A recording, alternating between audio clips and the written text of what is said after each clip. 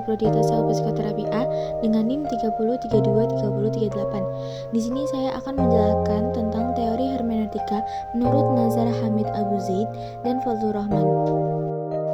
Nazar Hamid Abu Zaid adalah pemikir modernis asal Mesir yang mengemukakan bahwa Al-Quran adalah produk budaya dan fenomena sejarah. Lahir pada 10 Juli 1943 di Mesir, ia tertarik pada sastra, bahasa, dan filsafat. Studi akademisnya fokus pada analisis wacana, teori teks, dan semiotika, dipengaruhi oleh pemikir Prancis seperti Derrida dan Arcaund. Abu Zaid menyelesaikan pendidikan tinggi di Universitas Kairo dan Universitas Pennsylvania sebelum mengabdi diri pada bidang studi Islam.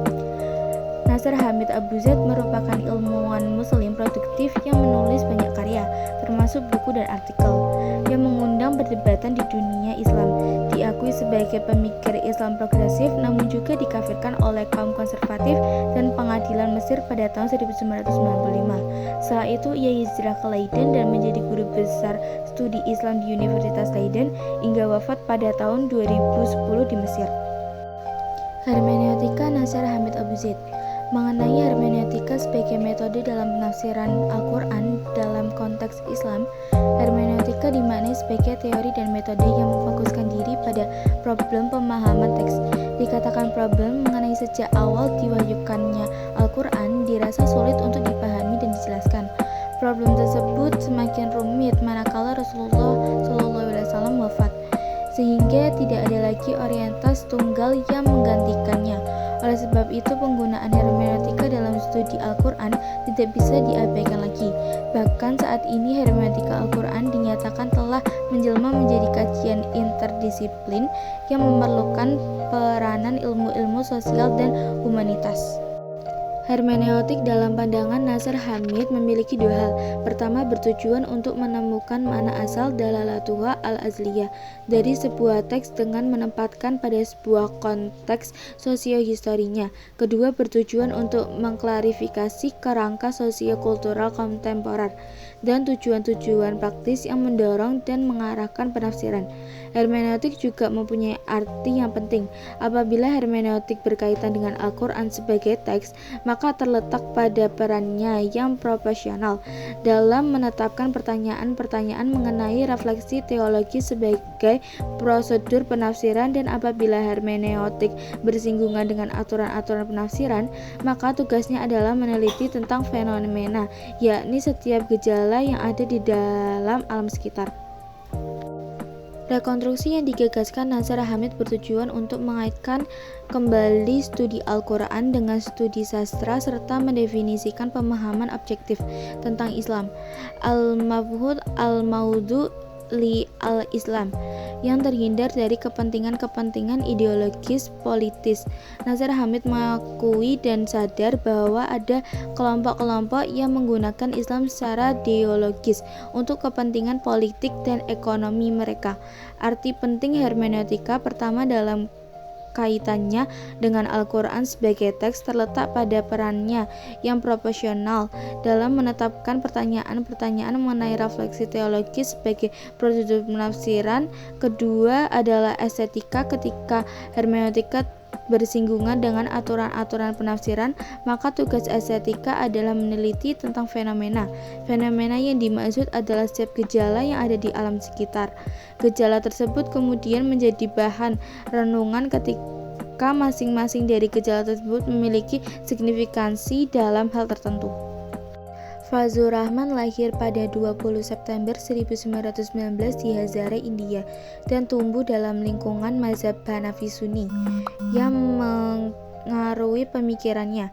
Rahman mengejar pendidikan hingga tingkat magister di bidang sastra Arab di Universitas Punjab, Lahore, lalu melanjutkan ke doktoral Universitas Harvard. Ia juga mahir dalam beberapa bahasa seperti bahasa Arab, Jerman, Latin, Prancis, dan Inggris. Memilih Harvard karena kurangnya perhatian pada kajian keislaman saat itu dan minat pada kajian baru. Karya dan karir Rahman dalam kajian keilmuan sangat baik dan sistematis. Hal ini dapat kita lihat dalam karya pertamanya, Avicenna's Psikologi, pada tahun 1949 dan baru terbit 3 tahun kemudian pada tahun 1952. Dari karya pertama ini lahirlah karya kedua yang berjudul Prophecy in Islam, Philosophy on Orthodoxy, dan karya ketiganya Avicenna's The Enigma.